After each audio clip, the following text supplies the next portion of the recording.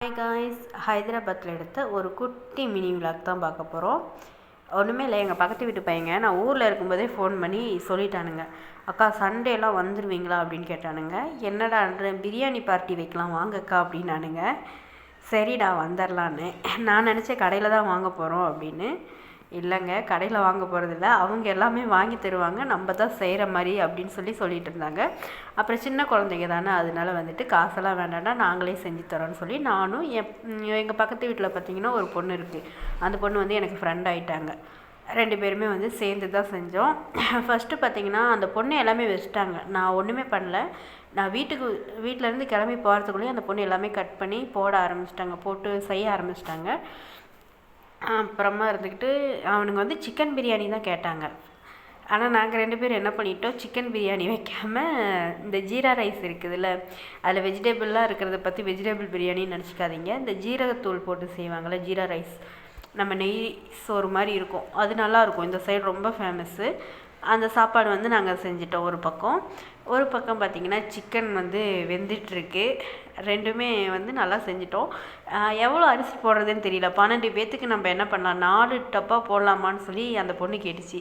ஒரு சின்ன டப்பா மாதிரி தான் இருந்துச்சு. சரி போடுங்க, ஒன்றும் ஆகாதுன்ட்டு நாங்கள் 4 டப்பா போட்டோம். 4 டப்பா போட்ட உடனே என்ன ஆயிடுச்சுன்னா, இந்த குண்டா ஃபுல்லாக ஆயிடுச்சு. வேகலை, பாதி வெந்துருச்சு பாதி வேகலை. அந்த மாதிரி தான் இந்த சமையல் வந்து சொதப்பிடுச்சு. இருந்தாலுமே அவங்களுக்கு கொடுக்கணுன்றதுக்காக நாங்கள் என்ன பண்ணிட்டோம், பாதி அரிசி எடுத்து குக்கரில் போட்டு தண்ணி ஊற்றி அதில் விசில் வர வச்சு பாதி அங்கே சமைச்சாச்சு, பாதி இங்கே சமைச்சாச்சு. சமைச்சதுக்கப்புறம் பார்த்திங்கன்னா நான் வீட்டுக்கு வந்துட்டேன். அப்புறமா சாப்பிட்டுக்கலான்னு எங்கள் வீட்டுக்காரர் வேறு ஊருக்கு கிளம்புறேன்னாங்களோ, அவங்களுக்கு சமைச்சிட்ருந்தேன். அதனால நான் அப்புறமா வரேன்னு சொல்லிட்டு வந்துட்டேன். வந்ததுக்கப்புறம் பார்த்திங்கன்னா என்னை வந்து கூப்பிட்றாங்க பிள்ளைங்க, அக்கா வாங்க அப்படின்னு. என்னடான்னு கேட்கும்போது தான் தெரியுது, தம்ஸ்அப் வாங்கணும் அப்படின்னானுங்க, கூல்ட்ரிங்க்ஸ் வாங்குறதுக்கு. சரி வாங்கடா காசு தரேன் அப்படின்னும் போது, இல்லைக்கா நானே வாங்கிட்டு வரேங்க்கா அப்படின்னு சொல்லிட்டாங்க. ஃபோனை மட்டும் கொடுங்கக்கான்னு சொல்லி ஃபோனை வாங்கி ஆர்டர் பண்ணிட்டானுங்க. வீட்டுக்கே அழகாக கொண்டு வந்து கொடுத்துட்டாங்க. ஒரு பக்கம் வந்து சிக்கன் வெந்துட்டுருக்கா. சிக்கன் பார்க்க ஆசையாக இருந்துச்சு. எல்லாத்துக்கும் 10 மான்னு வேறு கன்ஃபியூஸாக இருந்துச்சு. மொத்தம் 12 பேர். அதனால் எல்லாத்துக்குமே வந்து பத்தணும்னு தான் நினச்சிட்டு நாங்கள் 2 பேருமே வந்து வச்சிட்ருந்தோம். ஒரு பையன் என்ன பண்ணிட்டான்னா, அக்கா மீல் மேக்கர் போட்டால் எனக்கு பிடிக்காதுக்கா, ஏங்கா போட்டீங்க அப்படின்னா, சாப்பிட்றா நல்லா இருக்கும்டா அப்படின்னு சொல்லி அவனையும் கொஞ்சம் அப்படியே சமாதானப்படுத்தியாச்சு. சரிங்க்கா நீங்கள் சொல்கிறீங்கள, அதனால நான் சாப்பிட்றேன் அப்படின்ட்டான். நம்ம ஊர்லலாம் எப்படி ஒவ்வொரு வீட்டிலேருந்து அரிசி பருப்பெல்லாம் எடுத்து வந்து கூட்டான் சோறெல்லாம் வச்சு சாப்பிடுவோம்ல, அந்த மாதிரி தான் இந்த பிள்ளைங்க கொஞ்சம் கொஞ்சமாக வாங்கிட்டு வந்து கொடுத்தானுங்க. செய்யும்போது அவ்வளோ சந்தோஷமாக இருக்குது. அவங்க எல்லாருமே மொத்தமாக வந்து உட்காந்து சாப்பிடும்போது நல்லா சந்தோஷமாக இருந்துச்சு. இந்த சிக்கன் வாங்கினது, அரிசி எல்லாமே ஃப்ரெண்டு வீட்லேயே இருந்து எல்லாமே எடுத்தாச்சு. காசெல்லாம் வாங்கக்கூடாதுன்னு சொல்லிட்டாங்க. அதனால நாங்கள் சின்ன குழந்தைகள்ட்ட யார்ட்டையுமே காசு வாங்கலை. சின்ன குழந்தைகளுக்கு வந்து என்ன வாங்கினாங்கன்னா, அவங்க ஒரே ஒரு தம்ஸ்அப் மட்டும், கூல்ட்ரிங்க்ஸ் மட்டும் வாங்கிக்கிட்டாங்க. வாங்கி எல்லாருமே குடித்தாங்க. குடிச்சிட்டு சந்தோஷமாக எல்லாருமே சாப்பிட்டுட்டு இருந்தாங்க. சாப்பிட்டுட்டு இருக்கும்போது பார்த்திங்கன்னா நாங்கள் அப்படியே வெளியே வந்து பார்த்தோம். இங்கே ஹைதராபாத் வந்து கிளைமேட் வந்து பாருங்கள் எப்படி இருக்குன்னு. இது எப்போ எடுக்கிறோம் பார்த்திங்கன்னா 1 மணிக்கு எடுக்கிறோம். மத்தியானம் 1 மணிக்கு தான் இந்த வீடியோ எடுத்துகிட்ருக்கேன். பாருங்கள் எந்த அளவில் இருக்குதுன்னு சொல்லி. கூலிங்காக தான் இருக்கும் ஹைதராபாத், என்றைக்குமே கூலிங்காக தான் இருக்கும். இப்போ மழை காலம் வேறு, இப்போ மழை வர மாதிரி இருக்குது. நான் வந்த அன்றைக்கி மழை பெஞ்சி, இன்றைக்கி கொஞ்சம் சண்டே கொஞ்சம் பரவாயில்ல, மழை இல்லாமல் இருக்குது. எல்லாருமே ட்ரெஸ் எல்லாம் துவைச்சி போட்டுட்டு காய போட்டுட்டு வந்து தான் வேலையை ஸ்டார்ட் பண்ணணும். என் ஃப்ரெண்டுக்கு ஒரு டவுட்டு, இந்த அரிசியை அப்படியே போட்டுடலாமா இல்லை கழுவி போடலாமான்னு கேட்குறாங்க. நான் சொன்னேன் கழுகி போடுங்க, குழந்தைகள்லாம் சாப்பிட்றாங்களா அப்படின்னதுக்கப்புறம் கழுகி தான் போட்டேன். அது இந்த டப்பாவில் தான் பாருங்கள் 4 டப்பா எடுத்தாங்க. இந்த கிண்ணியில் தான் 4 கிண்ணி எடுத்தாங்க அரிசி.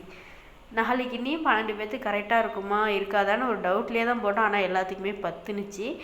சாப்பாடு எல்லாத்துக்கும் பத்திருச்சு. ஆனால் குழம்பு தான் யாருக்குமே பத்தலை. அப்போ குழந்தைங்களுக்கு மட்டும் கொடுத்துர்லாம், நம்மளுக்கெல்லாம் வேண்டாம் அப்படின்னு சொல்லி சின்ன பிள்ளைங்களுக்கு எல்லாத்துக்குமே குழம்பு சாப்பாடு எல்லாமே வச்சாச்சு. எனக்கு வந்து இந்த வாரம் சண்டே வந்து ரொம்ப ஸ்பெஷலான டே.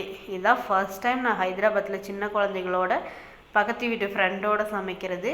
நாங்கள் 2 பேர் தான் பெரியவங்க, மற்றதெல்லாம் பார்த்திங்கன்னா சின்ன சின்ன குழந்தைங்க தான், 10வது 8வது 6வது படிக்கிற குழந்தைங்க தான். சமைச்சு கொடுத்ததில் ரொம்ப சந்தோஷமாக இருந்துச்சு. அவங்களும் சாப்பிட்டுட்டு எங்களுக்கு வளையலெல்லாம் வாங்கி கொடுத்தானுங்க.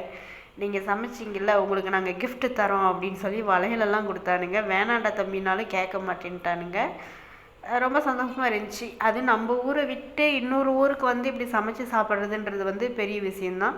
ஏன்னா இங்கே உள்ளவங்க எல்லாருமே புதுசாக வந்திருக்காங்கன்னா அவங்க வீட்டுக்குள்ளேயே தான் இருப்பாங்க. இப்போ இங்கே வந்து ஒரு 6 வருஷம் ஆயிடுச்சு. 6 வருஷமும் நான் வீட்டுக்குள்ளே தான் இருந்தேன். இந்த மாதிரி எனக்கு ஃப்ரெண்ட்ஸ் எல்லாம் கிடச்சது கிடையாது. குட்டி குட்டி ஃப்ரெண்ட்ஸ் எல்லாம் இப்போ தான் கொஞ்சம் வெளியே வந்து எல்லாத்துக்கிட்டையும் பழக ஆரம்பிக்கவும் தான் குட்டி குட்டி ஃப்ரெண்ட்ஸ் எல்லாருமே கிடைச்சாங்க. பார்க்கும்போது ரொம்ப சந்தோஷமாகவே இருக்குது. எங்கள் பாப்பா ஸ்கூல் போனதுனால தான் இந்த ஃப்ரெண்ட்ஸ் எல்லாத்தையுமே பிடிக்க முடிஞ்சிச்சு. நம்மளுக்கு ஏதாவது ஒன்றுனா இந்த சின்ன பிள்ளைங்க வந்து அவ்வளோ ஹெல்ப் பண்ணுவாங்க. அவங்க அம்மா அப்பாவும் எதுவும் சொல்ல மாட்டாங்க.